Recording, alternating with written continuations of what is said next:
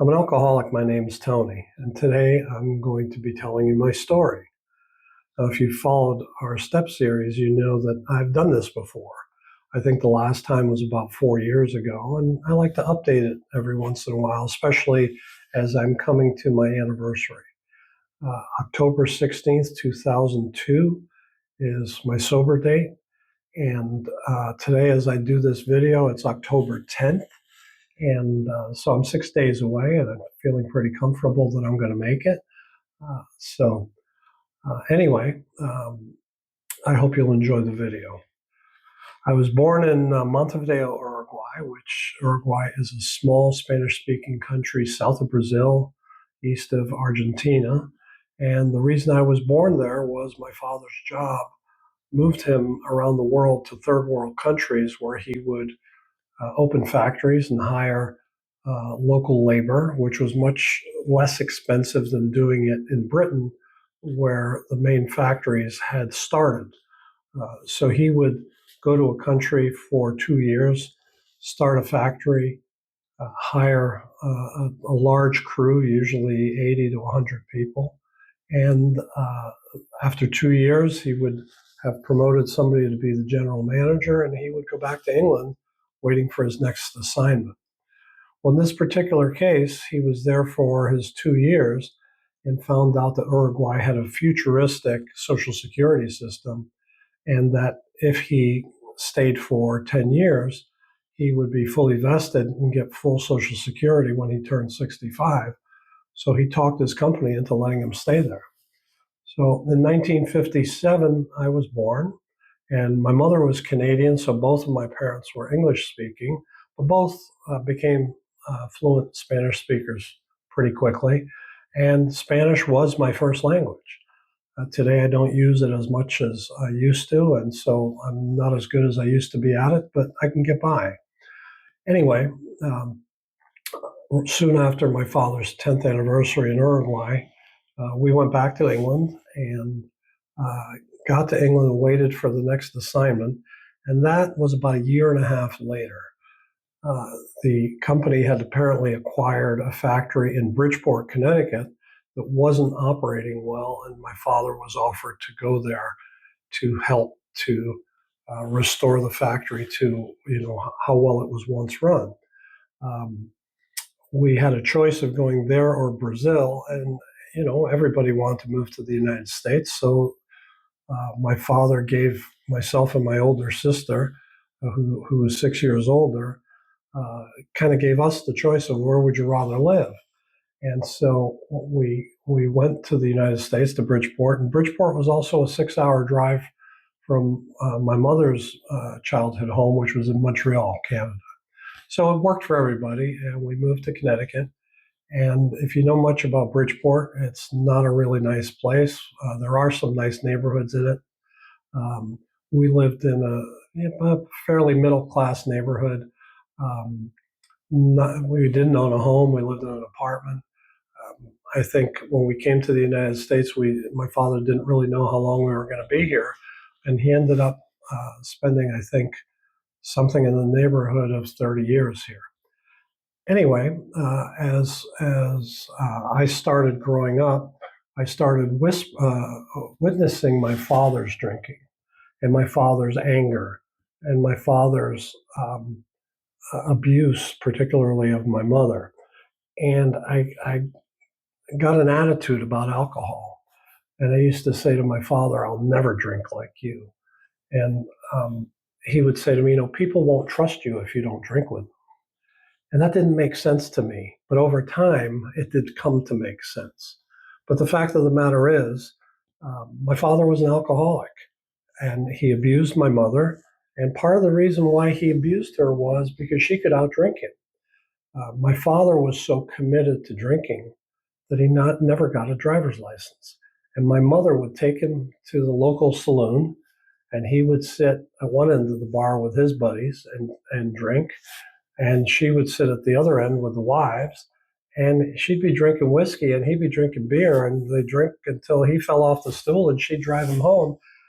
And it became embarrassing that she could outdrink him. And his friends would tease him about it, and it was not really it was not really cool that a man could be outdrank by his wife back in those days. And that kind of fueled his violence a little bit. Um, and I saw that, and my father was a weekend drinker in my youth, but as time went on, those Friday nights and Saturday nights became drinking all day Sunday and not making it to work on Monday, and then it became let's start drinking Thursday night, and I saw it more and more, and I just wanted no part of it. Now, it's pretty ironic that I became an alcoholic myself, and I will tell you that I became worse of an alcoholic in many ways than my father. I fortunately never had a bad car accident. In fact, never really had any accident while drinking. And so it's not about that, it's the way I treated people. I was not abusive in the normal sense of the word abusive, but I was embarrassing a lot. And that's what my father used to do, and I took it to a new level. My father, when I was 12 years old, would come to my Little League games, and he had this deep English accent, and he'd be in the stands screaming and cursing at the umpires, and people would be saying, "Who belongs to that guy?" And, I'd be in the dugout trying to hide so that people would know he was my father. Well, if you fast forward about 20 years later, no, it was more than that, 30 years later, my son was playing in a Coral Springs youth league, and he was a pretty good player. He wasn't the best, but he was one of the better ones. And on this particular day, it was pouring rain. I'll never forget it. And I was drunk, and I was at the game. And between plays, I walked on the field and grabbed him by the shoulder pads and pulled him off the field. And I would say that was substantially worse than what my father did to me. But in a sense, it was a progression. So how did I get there? Well, at 15 years old, I had my first drink.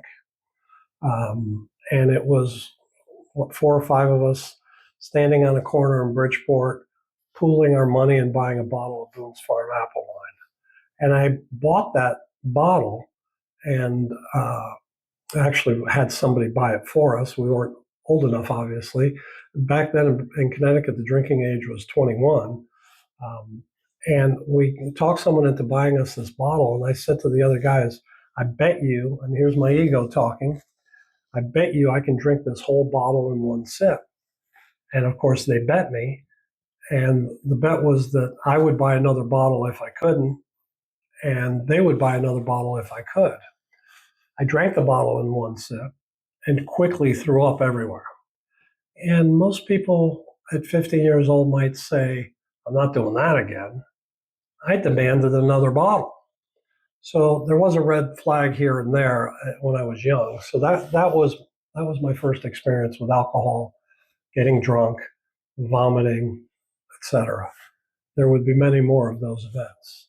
But I have to say, alcohol did not really progress the way a lot of us, the way I hear it in rooms. My college years were pretty much alcohol free. I was dating someone whose father was an alcoholic, and he had left the family because of his drinking, and she didn't really appreciate people drinking. And by the time I got to college, the drinking age had become 18, and I could drink, but I chose not to out of respect for her. So I got through college. I never went to frat parties, wasn't in a fraternity, didn't go to campus parties or anything like that. And it was almost like an extension of high school. The difference was that I was a lazy student. I had skated through grammar school and high school. I was pretty smart. Things came easy to me, so I did no work. And you can do that in grammar school, and you can even do it in high school to a great degree until you start getting to the algebras of the world and the geometries of the world. And, I struggled through some of those. But I got to college, and I just didn't care. I'm not really sure why I was in college. I think it was because I had a soccer scholarship, so I went to college for the purpose of playing soccer. But back in those days, we're talking about 1975 was my freshman year. Uh, Soccer was not a big deal in the United States. So there was no future beyond playing in college. And a scholarship wouldn't do me much good if I did lousy in class. But I was 18 years old and I didn't really think about those things. So um, I my first semester, I had a 1.8 GPA.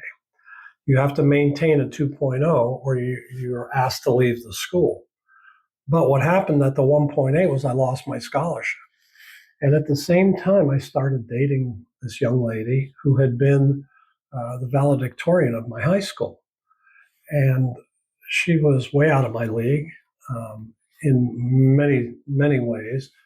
But most of all, she worked hard. I didn't. She applied herself. I didn't. She was able to, meet all expectations as far as if a paper was due a certain time, if she was supposed to study, she studied. And I started dating her, and I saw the way that she worked, and it was not overt. She did not say to me, Tony, you got to do better. But what she did say is, look, if we're going to date, why don't we study together 2 nights a week?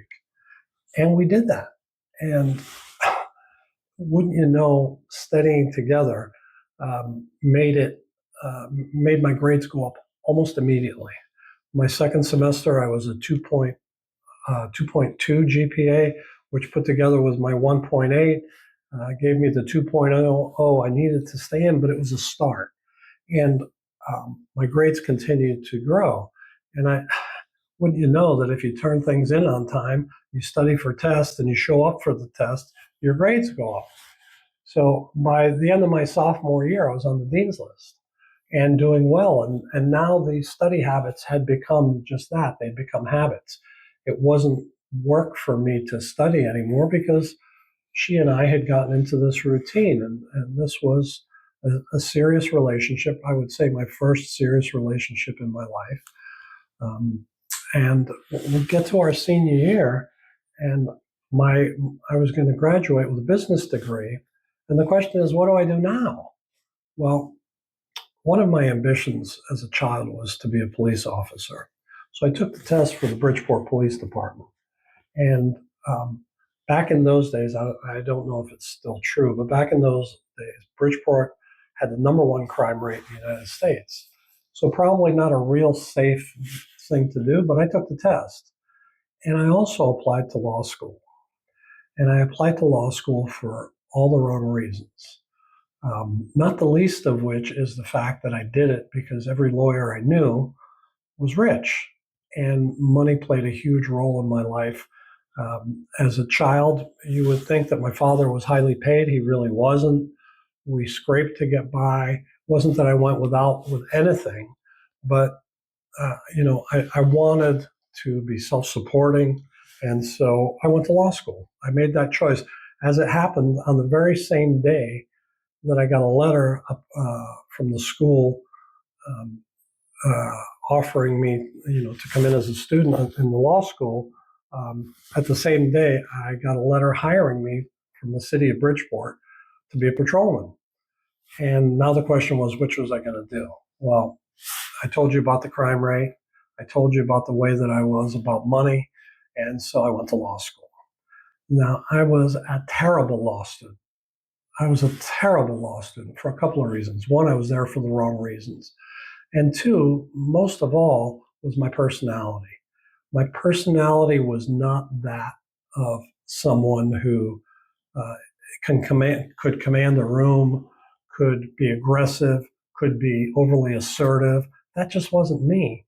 And I was coming to find out that that's what you needed to be as a lawyer. I hated public speaking. And so in my second semester in law school, I had to do something called moot court, where you present a case in front of the entire school. I was scared to death. And I stood in front of, I believe, several hundred people, and I started to speak, and my voice quavered, and it almost sounded like I was going to start crying, even though that wasn't the case, but it sounded that way.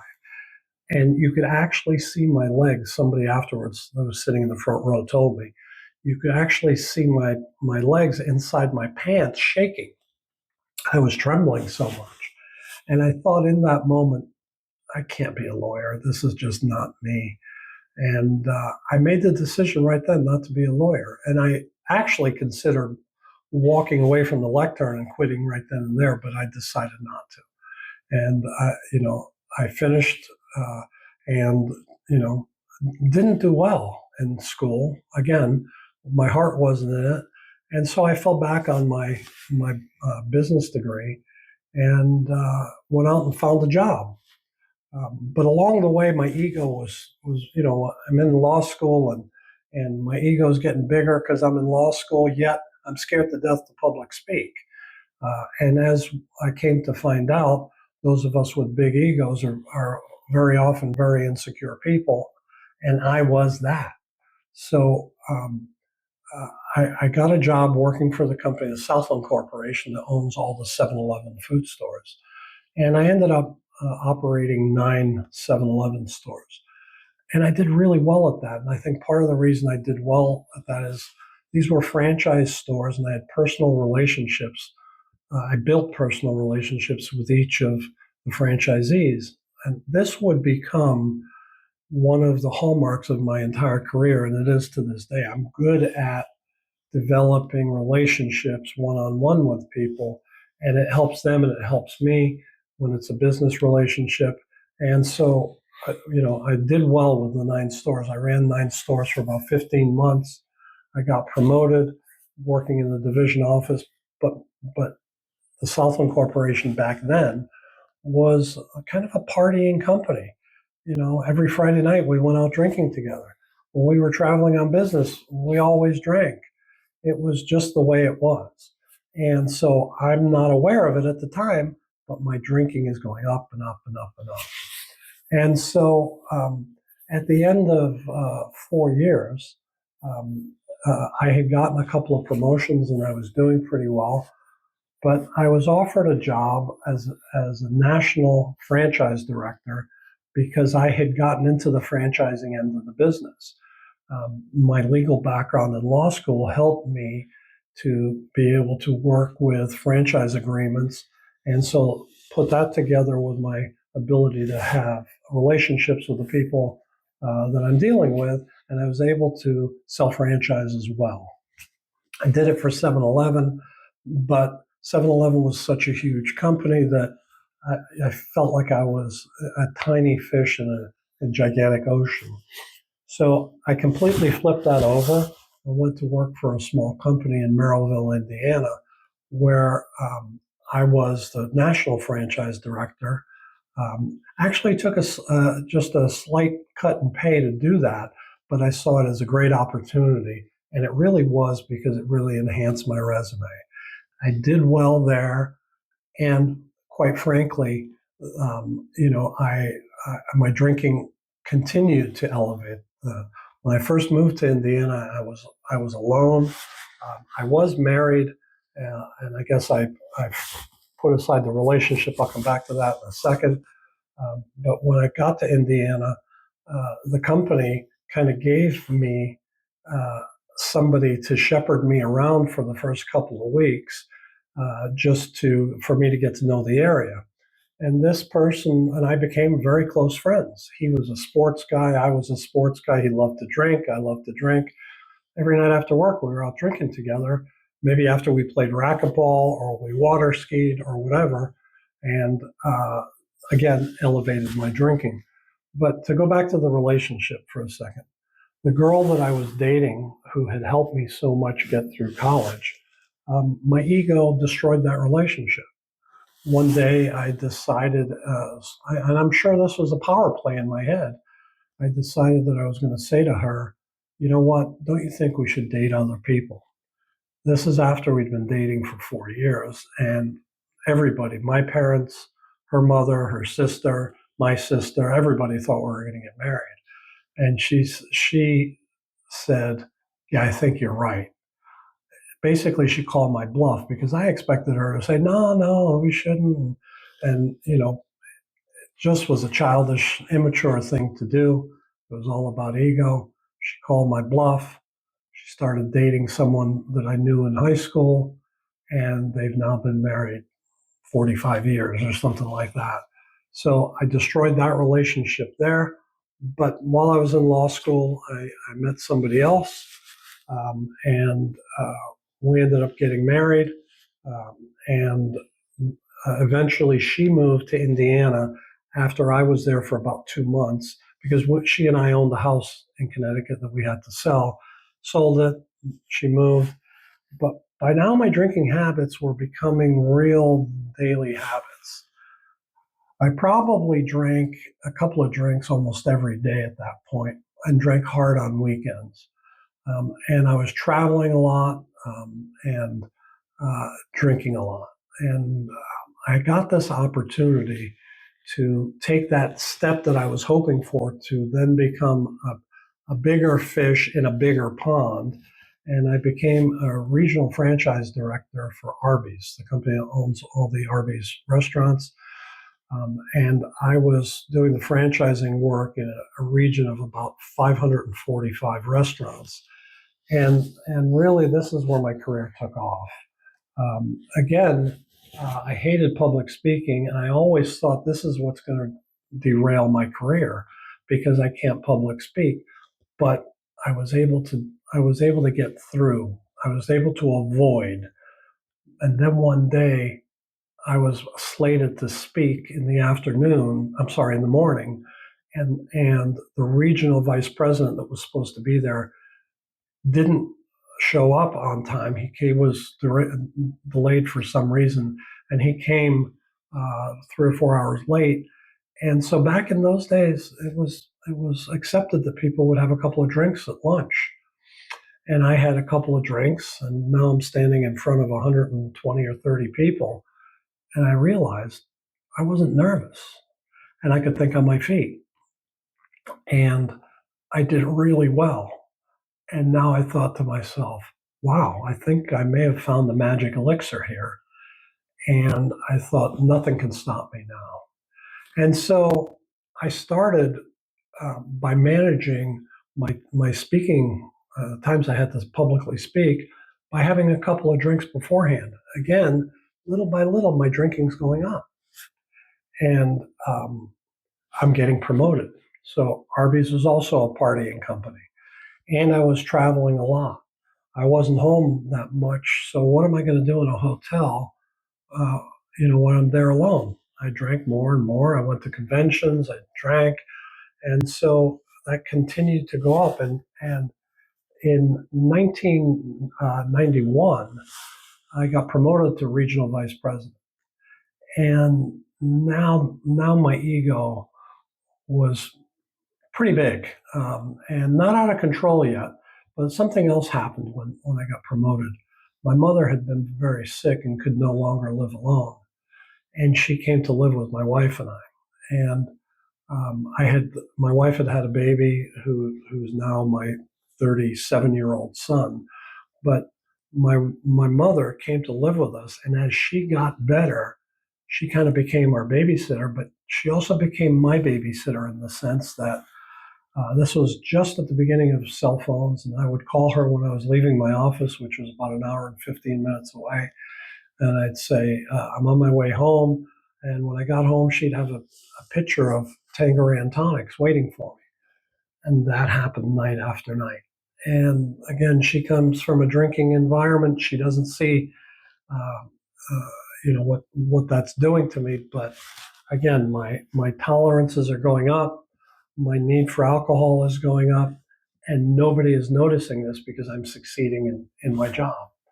At the same time, my wife opened up a picture frame store that was very successful. So we were doing well, and nobody saw the avalanche that was coming. So soon I was the regional vice president for about a year, and I got another promotion to move to Florida, to Arby's corporate headquarters. And when I got here, my wife still owned that store in Indiana, and she couldn't move down until she sold the store. And that took about a year and a half. And I would go home on Friday nights and come back on Sunday nights. And when this is Miami Beach in the 90s, I became friendly with the owner of Arby's. We would drink together. Um, and of course, that helped my career too, that I was drinking with the owner and I was succeeding at what I was doing to the point that, I became a real important person in the company and even kept getting promoted after that. And, the owner owned 211 companies altogether. Arby's was just one of them. And he left me alone to run the business and to open new stores. And my first year there, we went from opening 60 stores to 200. So it's kind of this, I don't want to say hero, that's too big of a word, but I was kind of a star. So I took that and just my ego went nuts. And then along came a franchisee in Tulsa, Oklahoma, who owned the rights to 4 states. And um, my region expanded, and I became friendly with this person who was a heavy drinker, who I drank with. And I said to him, you know, would you like to open more restaurants? He had a very contentious relationship with the owner of Arby's. He feared that the owner wouldn't let him. And I said to him, let me take care of that. And so we worked out an arrangement where he was going to open 50 more restaurants. At the time, I think he owned about 120. And this was a monster deal, the biggest deal in the history of Arby's. At the time, I think Restaurant News called it the biggest deal in the history of the restaurant industry and franchising industry. And so we signed this deal. I was able to convince the owner that there was too much money on the table to let past angers, make the decision. And all of a sudden, whatever star I was before, I was even bigger. And my ego was just completely out of control. And right about that time, the owner of the company got in trouble with the IRS and ended up having to sell all his companies for like 10 cents on the dollar. And the new owners came in and they were just not, they were buttoned up, very conservative, believed in counting every penny, didn't believe in relationships, believed in hard numbers. And I chafed against that. And after about a year, I decided to leave. And I left to run a bagel chain in New York. But by then, my wife and son had moved. My mother had died. My wife and son moved to Florida. And I started again commuting. So I commuted to New York. And, the same thing, drinking every night during the week. I'd come home on weekends. And, my wife would always have the excuse, well, he's working his ass off all week. He deserves to blow off steam. She had no understanding of alcoholism. By now, I would say I was a full-blown alcoholic, um, drinking probably a quart of vodka a day. On days I didn't drink a quart of vodka, it was probably a bottle or two of wine or some combination of those things. But I was in trouble and had no idea. And I did that for about 2 years and helped that company to go public. My resume with Arby's helped them to find a bank that would help them go public. I was the president of the company, and something happened that in the moment I knew I was an alcoholic. We were attempting to go public. We hadn't done it yet, and I had to make a presentation to about 80 stockbrokers in New York about 2 weeks before we were going to go public. And I had 9 glasses of wine before I went on. And you might think to yourself, how did you speak or walk or talk or whatever on 9 glasses of wine? Well, my tolerance had grown dramatically by then. And I knew I was drunk. Um, but I got up there and I spoke, and I was really very good. I was telling jokes. I was talking about the company. It went really, really well, except for one small part. It was a dark room, just the spotlight on me. And I didn't see where the front of the stage was. And at one point, I almost stepped off the stage onto one of the dinner tables. Thankfully, I caught myself before it was noticeable, but I knew how tragic that could have been. And I'm not I don't mean in the sense of uh, me getting hurt or killed or anything like that, but just in how bad that would have looked for the company, how bad it would have looked for me. And I got finished with that. And again, it went really well. We went public, but that night I called my wife up and I said, I think I have a problem. I think I drink too much and I can't stop drinking. And for some reason, we never spoke about that again. And we went public successfully. And the investment bankers wanted me to move to New York. And I didn't want to move to New York. So I left the company and uh, bought a small company, a double drive through hamburger chain based on the west coast of Florida, and um, attempted to take that public. And actually was able to grow the company. When I got it, we had 13 restaurants. Through acquisitions and through some franchising and through opening other brands, we ended up with 62 restaurants in about a 2-year period, and we were able to go public. And we went public, and my ego was at its apex. I thought I could do no wrong. We had the huge party when we opened the new office where the mayor of Fort Lauderdale, which back then it was called the mayor of Fort Lauderdale, now I think it's the mayor of Broward County, he gave me the key to the city. And in my drunkenness, I announced I was running for president. Now, if you remember the beginning of this video, I said I was born in Uruguay. I couldn't run for president, but that's how big my ego was that I would do something like that.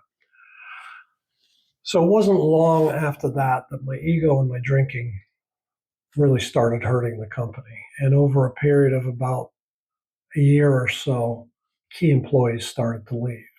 And when your CFO leaves, um, Wall Street notices that and they want to know why. And I didn't have a good answer, but it really was my drinking. And I made a lot of money when we went public. And 2 years later, it was all gone, and it was tens of millions. And it was gone because the value of my stock went from $5.50 to less than $1. So that was the first real bad thing that happened because of my drinking. But of course, I didn't admit that it was because of my drinking. My wife knew that's what it was from. But she had opened up a picture frame shop down here, and she didn't know that I was drinking throughout most of the day. My employees, for a housewarming present for the new office, bought me a small bar for the office. And of course, they clearly didn't realize how bad my problem was. And so I would come home from work drunk most nights. And so little by little, I ended up walking away from that company. I walked away from it because I knew I couldn't stay sober. I knew I was hurting people. And in 2002, in May of 2002, my wife had me Baker acted. And when I was Baker acted, I was told that I should go to treatment, that I drank too much. And I thought, well, if I go to treatment, it'll help my family. People will get off my back. And I went to treatment. And I didn't even know there was such a thing as private treatment back then. So I ended up going to the county treatment facility, and I was in such bad shape. My detox was 9 days long for alcohol, and went to treatment. And at the end of treatment, came home and stayed sober 5 days. I started going to AA meetings, drinking in the parking lot, bringing a big old cup full of vodka into meetings. Not things I'm proud of now, but wasn't, didn't even think twice about it back then. Um, my wife saw what was happening. And in Florida, we have something called the Marchman Act, where a family member can go to court and petition the court to remand me to treatment. And I got the court letter saying, I have to come and show why I shouldn't be in treatment. Of course, with my ego, I showed up drunk. I defended myself, and I was a great example why I should be in treatment. The judge remanded me to treatment, and I had the audacity to approve that. Literally saying out loud, "I approve, Your Honor. You're right." And I'm not sure what he was thinking, at the end of that day. But I went to treatment, same place, the second time. This was 2 months later. And at this point, my wife stopped taking my phone call, and she didn't come to family days. And at the end of treatment, she wasn't there to pick me up. And the treatment facility was in the same town that I lived in, and this is long before Uber. So I walked home and, got more and more angry the further I walked, and ended up walking past a Walgreens, buying a bottle of vodka, and I was drunk before I got home. And I walked in the door, and just like out of a movie, my house was completely empty. All that was left was a big screen TV. Back in those days, the big box TVs.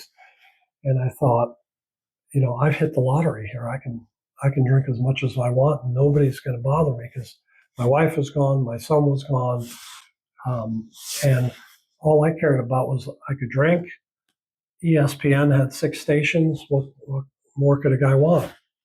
And I did that for 6 weeks. My wife came about every third day, and she might have a Burger King burger, but most often it was a bag of M&Ms, and she would hand feed me the M&Ms. I didn't eat it all except when she came. Over 6 weeks, I lost 65 pounds, lost all my toenails, and turned yellow. And when that happened, one morning I woke up and I looked in the mirror and I thought, I'm going to die, and I don't want to die.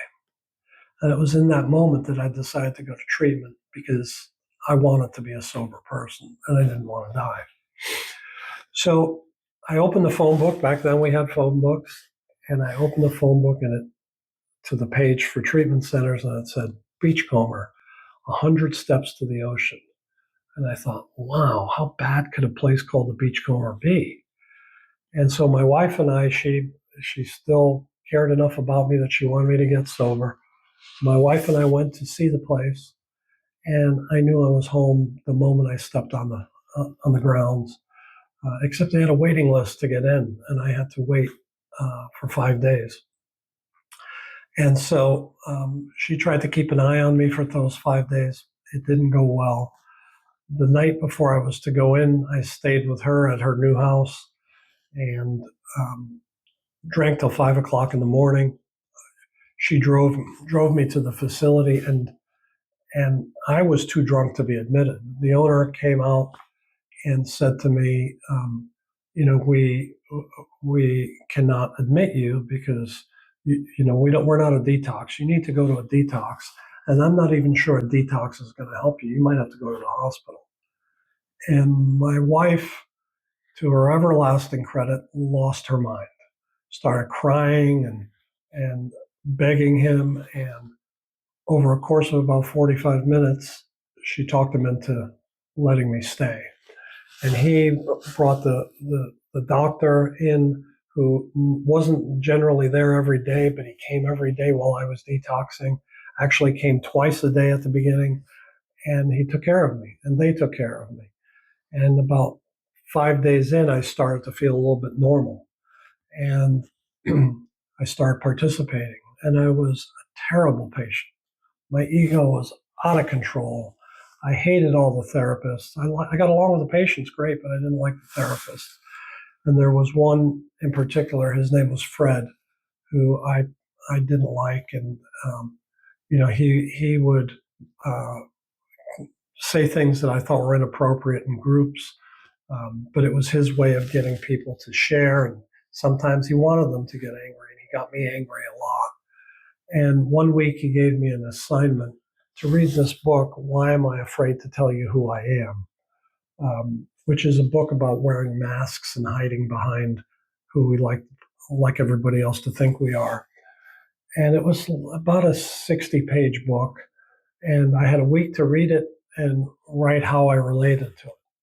Well, I wrote 43 pages. And I didn't write 43 pages because I related to the book so much. I wrote 43 pages because my ego was still so big. I turned it in, and I was sitting at lunch with all the other patients, and Fred walked in with my 43 pages, and he announced to the room, "I'm not reading this shit." And he threw it, and the papers went everywhere. Well, I lost my mind. And Fred was about 5'7", 120 pounds, had a disability from an injury he had while skiing, and very slight. He was already over 65.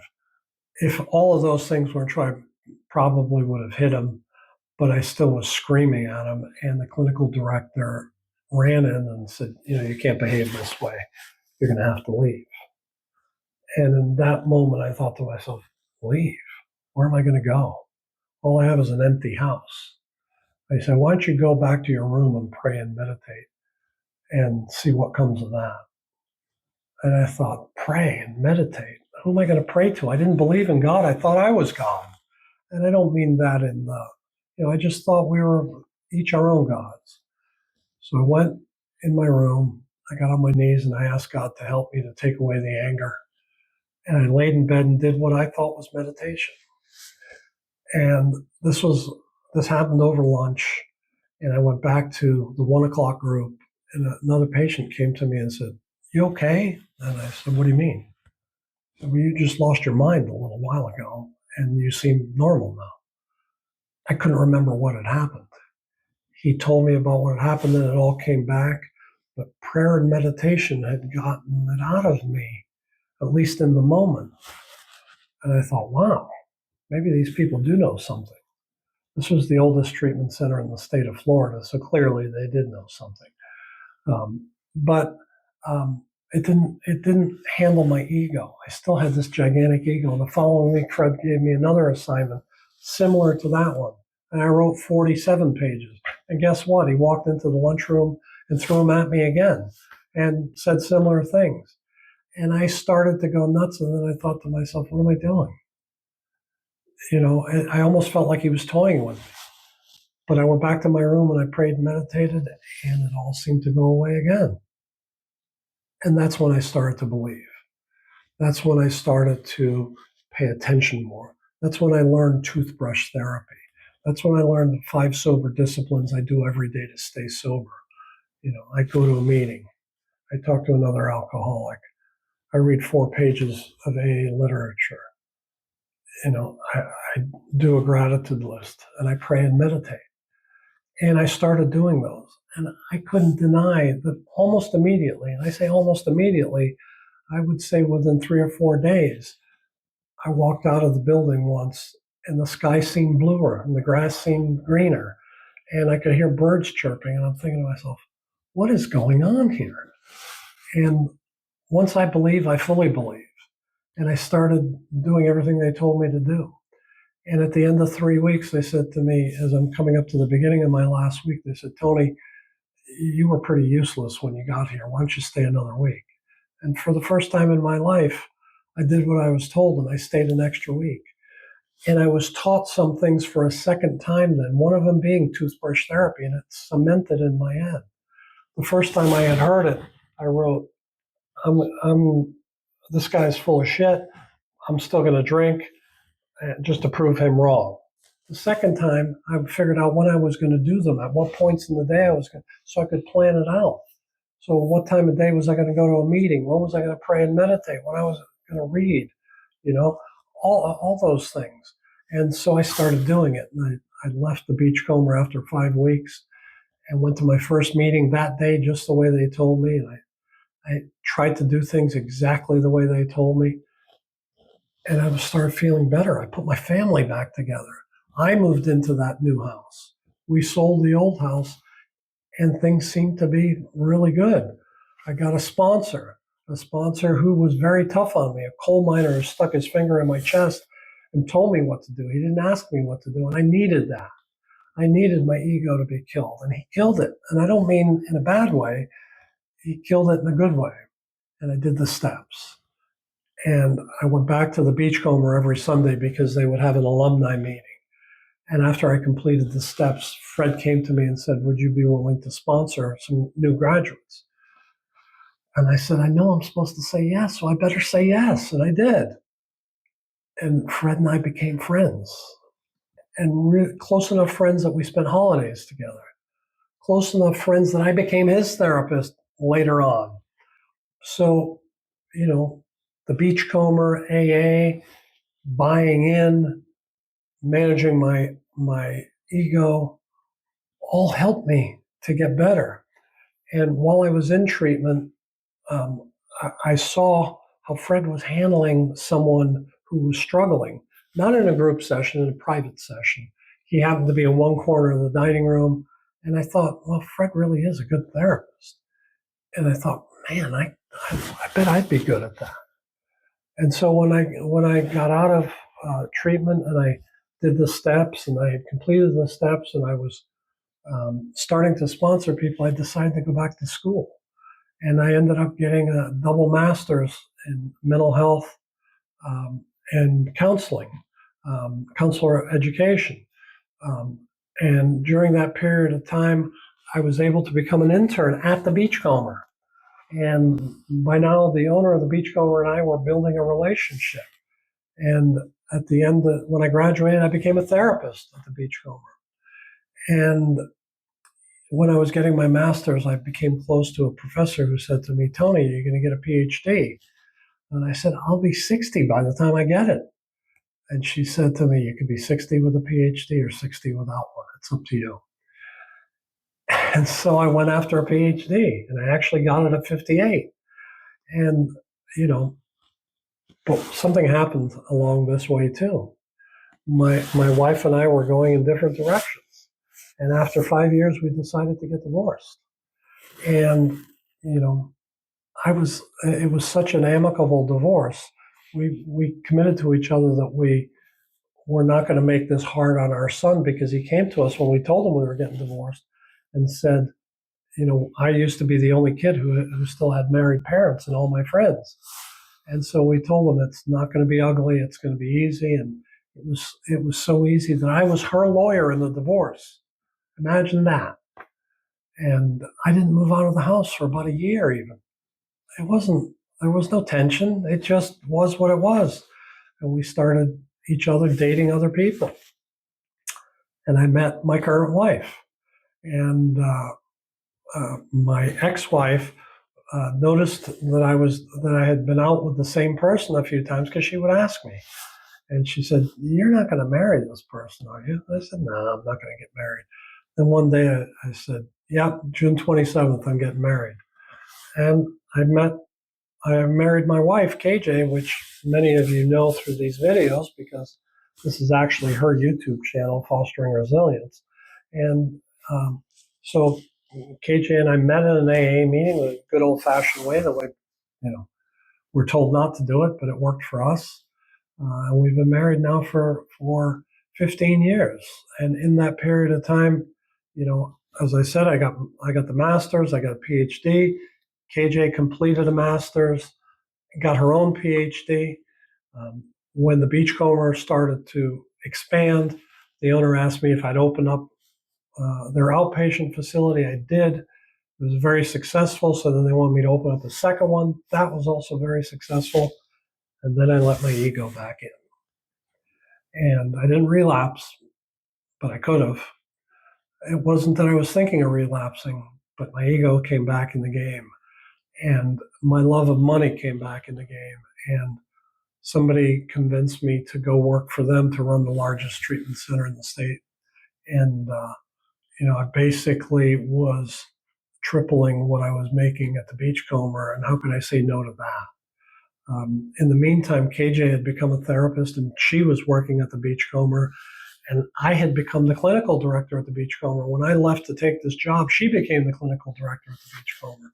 So it was, you know, things were good, but I took this job and you know, it, it was much worse there than I thought, than I was told it was.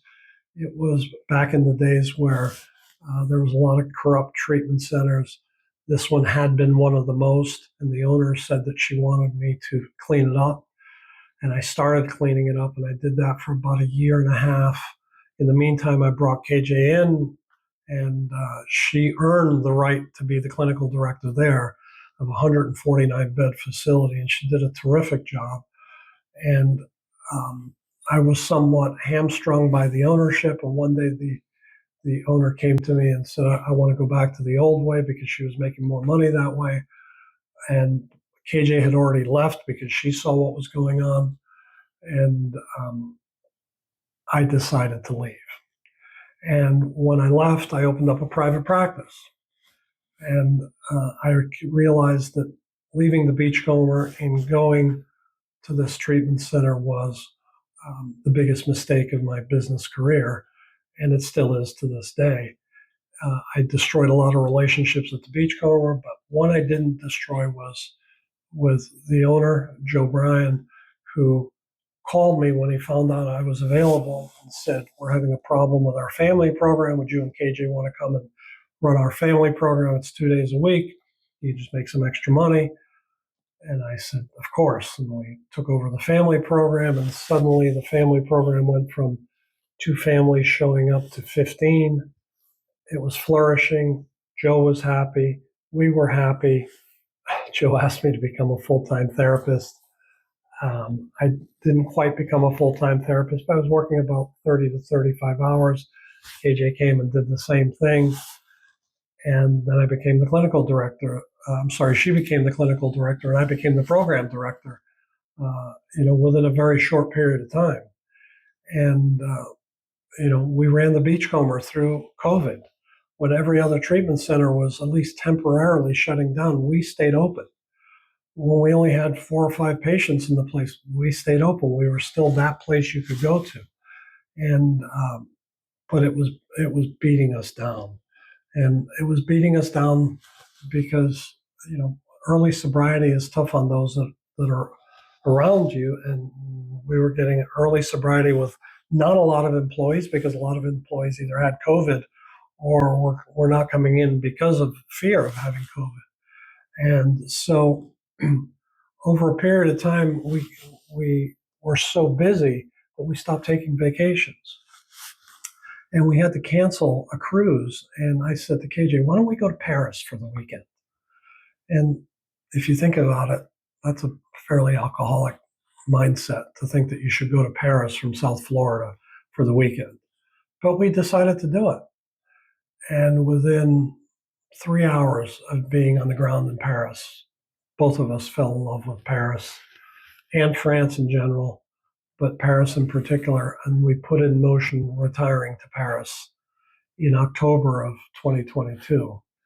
And my last day of work at the Beachcomber was October 16th, 2022, which was my 20-year anniversary of sobriety.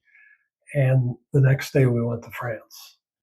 And France was an incredible experience. Paris in particular was an incredible experience.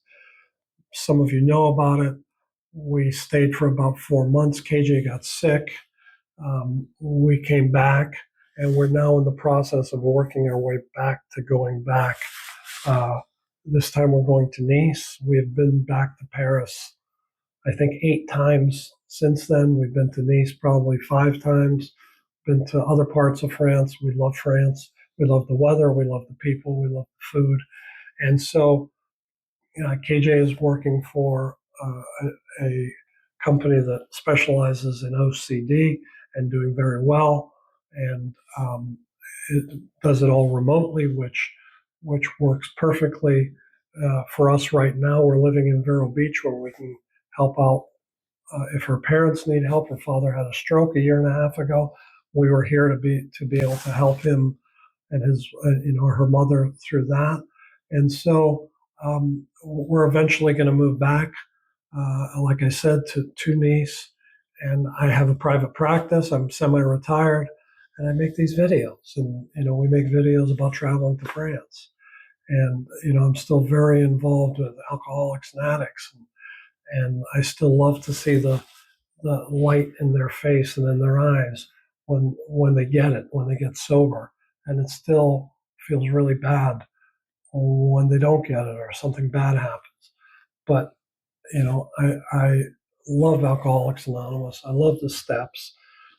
Over a period of time, as I told you earlier, I used to think I was God. About 3 months into my sobriety, and I started to really get a deep belief in God, I came to realize that that was the most important relationship in my life, more important than my wife, more important than my kids. It was just the most important relationship in my life because I wouldn't have anything without my relationship with God. So today my life revolves around that and working with other people struggling with addiction. So that's my life story. I hope you enjoyed it. I hope you got something out of it. Please don't forget to hit subscribe or the like button or both. And soon I'll be seeing you with the remainder of the steps as part of our step series. So thanks for watching. Bye-bye.